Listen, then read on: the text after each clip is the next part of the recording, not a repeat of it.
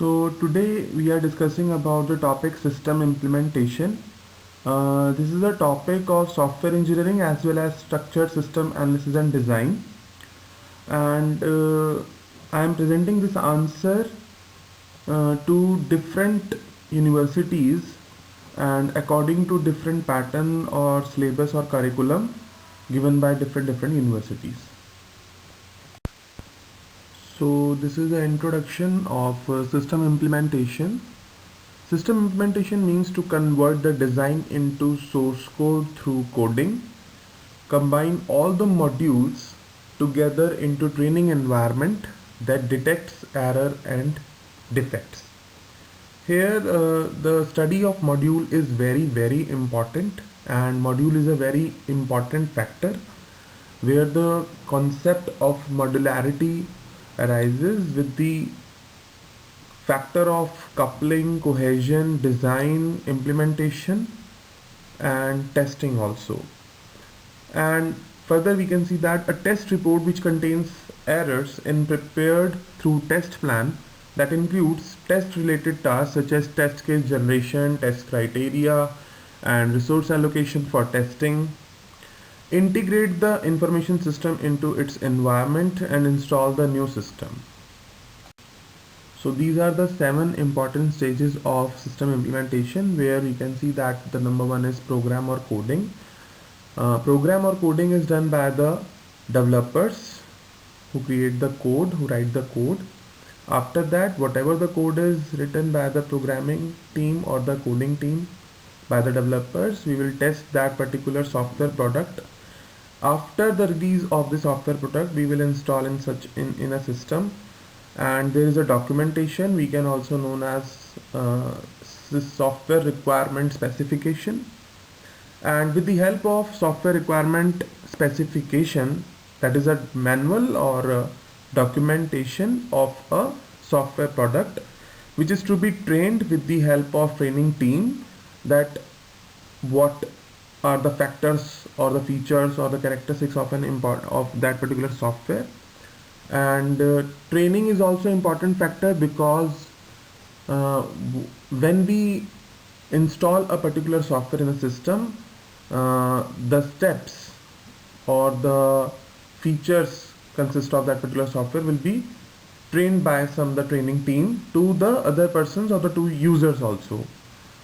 After that, we will have a support team or a maintenance team which will guide or maintain a document in which they will write whatever the problems facing by the training team or whatever the problem faced by the users, especially users at this point of time. So further we'll see what are the important factors and what are the features and important things in this system implementation. So system implementation also includes replacing an existing system with new one. Why? Because whatever the problem facing by the user in an existing system, that would be replaced by the new system. Okay. Then the change management. So this is the part of change management. Whatever the code written in the particular existing system, that would be changed in a new system, and that is a part of change management. And if we see that change management, existing system, new programming code, so we can say that this is a part of a project. And why management? Because we have a team of members who will manage those system components, or we can say that system elements of existing system as well as the new system, so that in future if we want to replace a new system also, then we can use that particular management, that documentation also. After that, we have risk of implementation. Obviously, when we implement something new for a project, that would be risky also. And what are the deployment, the number of persons who will engage in that particular team.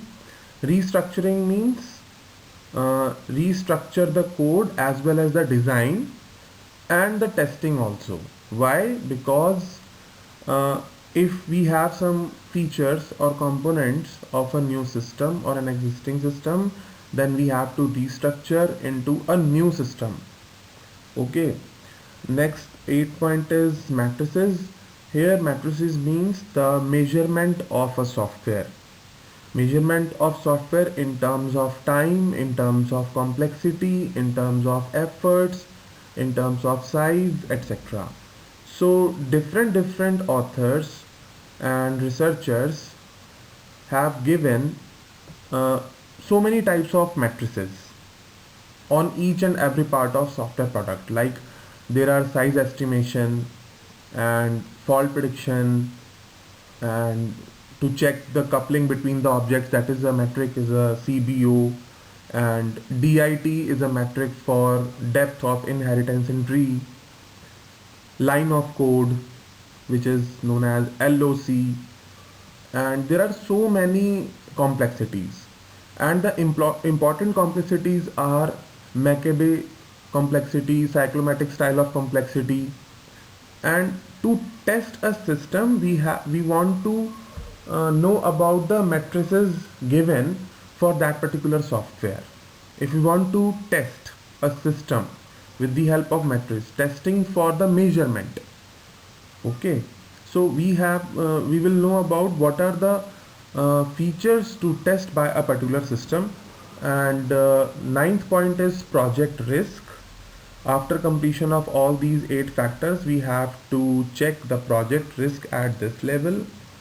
There is a verification and validation. What is to be produced or what is to be product of a software product, that will be verified by the verification team, and how much that particular verification is good, or that particular point or the checkpoints or the risk is valid, that is a part of validation. Similarly, documentation is a SRS manual, software requirement specification manual. It's just like a manual of a new mobile phone or any other electronic gadget. And when we talk about a system or a software, then we have a documentation for that particular software or system product. Learning is also very important factor for system implementation, that what are the new features in a software, what are the new components in a new system, and how they are different from the other old system. Okay, then effort estimation, size estimation are the part of matrices, and matrices are also known as by the name of software matrices. uh, as we have discussed some matrices in our previous lecture, and we will discuss more matrices in our upcoming lectures also. Next is re-engineering. Re-engineering means when a system software or an application software will be developed by a team, then we will check or test to add some more features in that particular software. So this is a part of re-engineering and regression also.